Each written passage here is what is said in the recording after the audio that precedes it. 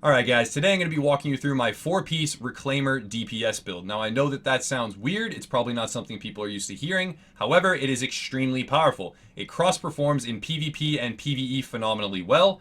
It rivals any other existing build in the game for base damage output situationally. It does require snapshotting, it does require timing, but it does have the potency of any other build and performs all roles extremely well like I already said. With just a little bit of tweaking, it can actually become a dedicated support role, has a lot of versatility, both PvP and PvE content will be very easy, and this build phenomenally increases the power of other builds that are in the same squad as it. So while it does perform solo, and I would recommend it for solo play as it does have a lot of versatility, again, it is something that can be dropped into any squad composition and drastically help your teammates. This is one of my favorite builds of all time. It is extremely powerful, and I will do my best to outline exactly how it should be used and why it is so good.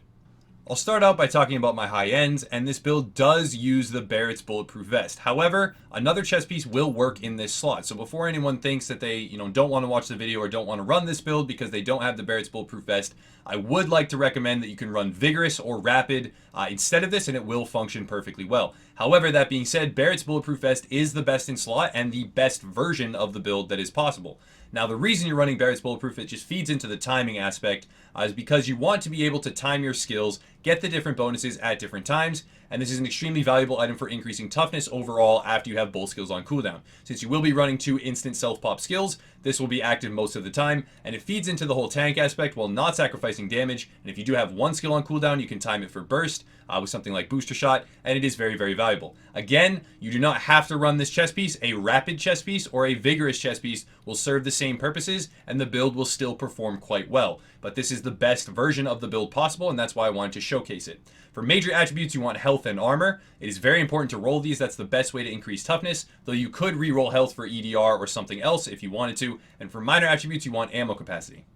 Next up, I am running the Savage Gloves. Now, this can be switched out, and this right here is the best version for DPS, as in a DPS Reclaimer build overall. You are sacrificing some support utility, however you can switch that out, and you can regain that support utility by swapping your high-end piece for something like the Specialized Backpack. That is a very valuable choice, however I have opted to run the Savage Gloves, and I'll talk about that more later on in the video, why exactly I've done that. Now I have a very good stamina roll here. This feeds into the whole tank aspect with 1271.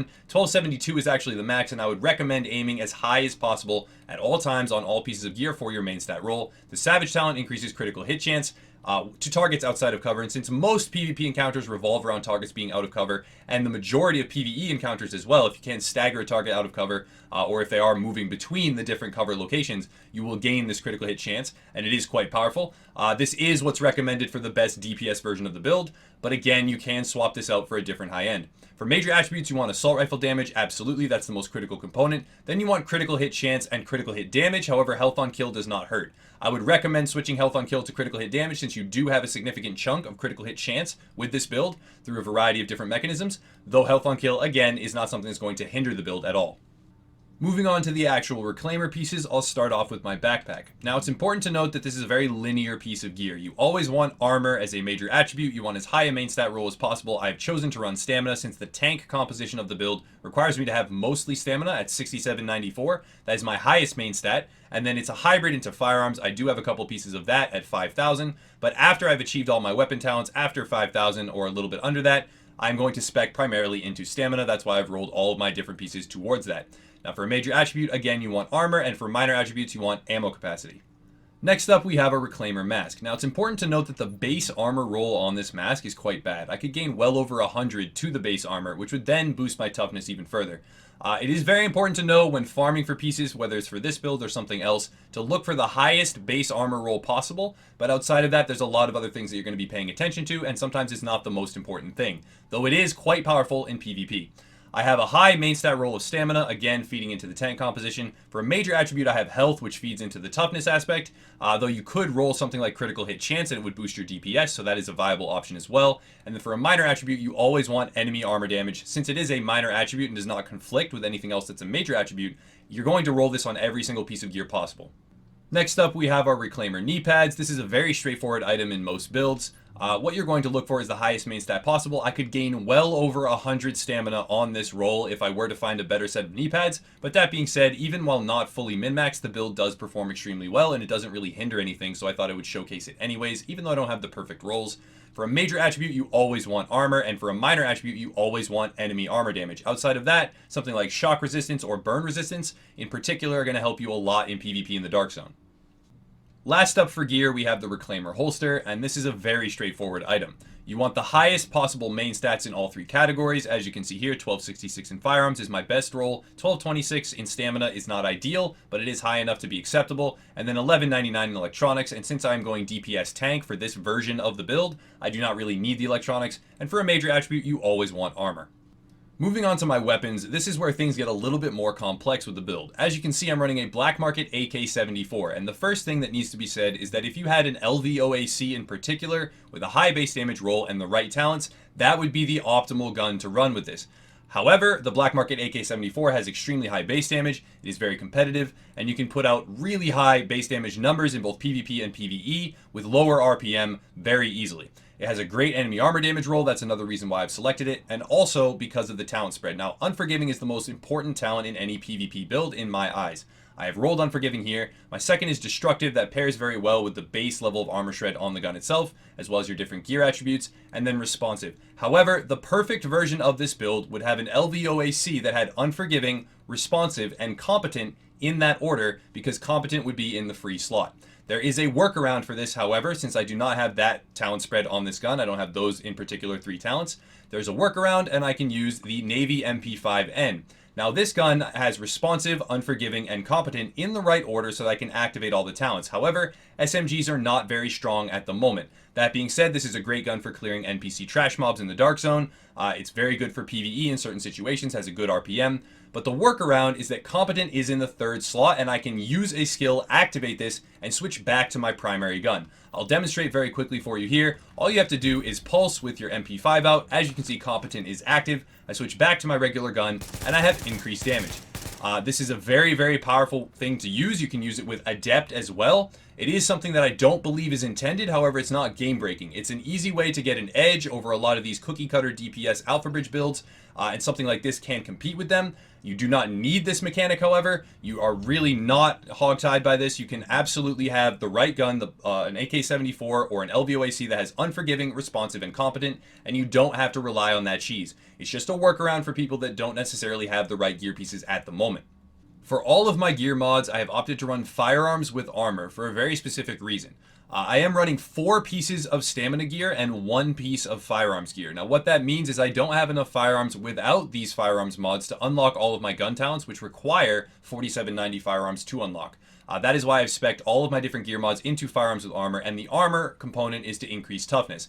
Now for all of my different performance mods, I've actually gone hybrid between First Aid Ally Heal and First Aid Self-Heal. Now the reason for this is because this build is a jack of all trades. It is not only a unselfish kind of buffer support style build, but is also a primary selfish DPS build, and it excels in all roles. It's the first hybrid build that I've built that actually isn't based on hybrid main stats, is based on being hybrid for a variety of reasons in terms of mechanics that the build has, and actually excels at all roles out there and fails in none. So I'm really excited about this. I'm happy to be bringing it to you. I have opted to run First Aid Self-Heal as 2 mods, First Aid Ally Heal as 2 mods. However, you could easily switch this out for something more selfish like Pulse Critical Hit Chance. You could switch it all for First Aid Self-Heal, increase your survivability.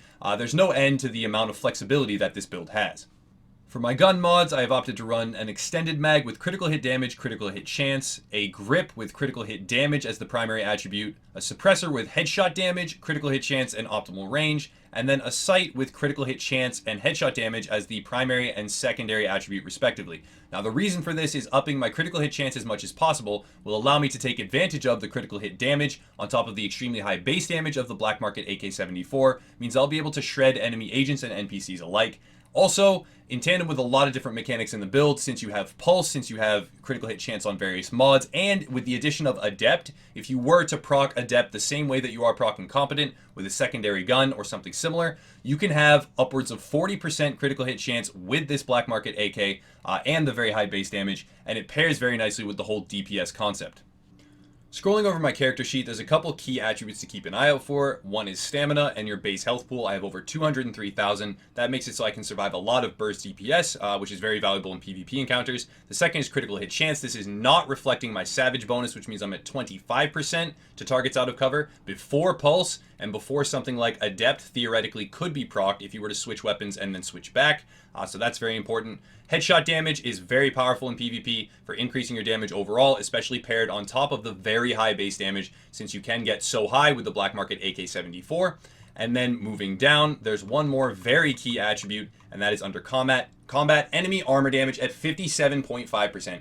This is tremendous. This is going to increase my DPS substantially, strip down the enemy's armor, on top of the very high base damage, on top of all the other applications that the build has.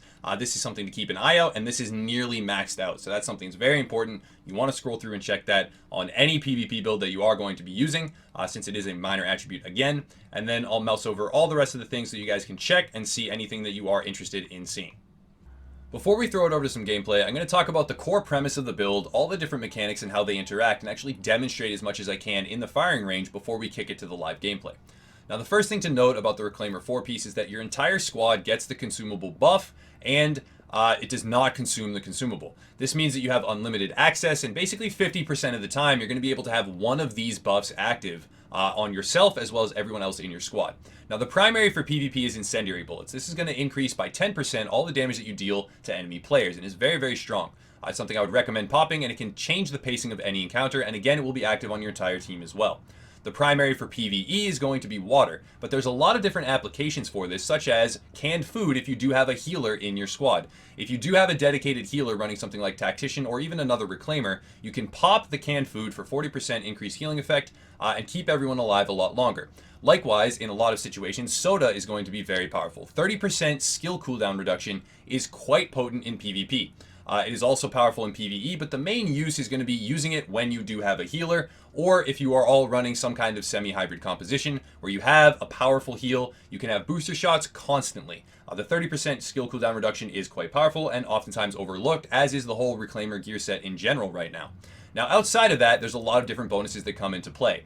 One thing that I would like to highlight is the different percentage weapon damage increases that can all be paired together. You can get 5% from the Barrett's Bulletproof Vest if used properly. Paired on top of the 15% from Booster Shot is already 20%. Paired on top of the responsive 10% is 30%. Paired on top of the 10% from Incendiary Bullets is 40%. Paired on top of the potential 25% from Unforgiving is 65%. And that is before switching your gun and using something like Competent, which is actually 75%. Now, there are a lot of reasons why this can actually go higher than it already is on the build that I'm showing right now. This build is not min-max, it's not optimized, but you can easily achieve between 60 and 80% increased damage in a lot of PvP encounters. Now, this allows you to take a base damage gun with only 5,000 firearms like the Black Market AK-74 and turn it from 21.6 to nearly 40,000 base damage on a fully automatic weapon. I've actually been able to hit higher with this build than any other build that I've constructed to date with an automatic gun. Even though it is a slower RPM, it is quite powerful. Again, if you had an LVOAC, this build would absolutely tear through enemy NPCs and players alike. It would not discriminate. Unforgiving, again, one of the most important PvP talents out there. I would recommend having that as an above all you must have before you should use the build in PvP. Now, I'm going to demonstrate really quickly some of these bonuses together. As I shoot the target dummy, I'm at 47,164. There's a very easy way to increase this. If I were to just pop my booster shot, I were to switch over to my my MP5 here, I were to pop my pulse, I then have Competent active, and then I were to actually use my consumable, I will then jump up from a very low, just over 40,000, to 64,850 as a base, and that is active for a long duration. If I were to use something else and decrease my cooldowns, for instance, I could have Booster Shot more often, which not only increases damage, but damage mitigation. There's a lot of different reasons why this build fluctuates between insanely high damage numbers and competitive damage numbers. And it actually has the potential to outperform any other build that I've run to date. It just requires a lot of timing, a lot of skill, a lot of coordination, and you really have to have your wits about you. So now that I've talked about why the build functions the way that it does, all the different percentage weapon damage bonuses, you can have these bonuses from Reclaimer on the front end of fights, which means before you go into the encounter, you can pop your incendiary bullets, you could pop your canned food or your soda, or even your water if it is PvE, and you can help your entire team excel through that encounter. So now that I've talked about all of that, I'm going to kick it over to the live gameplay where I am using this build in PvP specifically. Alright, kicking over to some gameplay, it's important to note that the whole premise of this build is tactical, it's strategic, it's something that requires you to have timing. It's not the cookie cutter, point your gun at a target and you're at max efficiency and just pull the trigger and melt through everything build. It really requires you to think. On the front end of fights, you can pop whatever bonus you need for that encounter.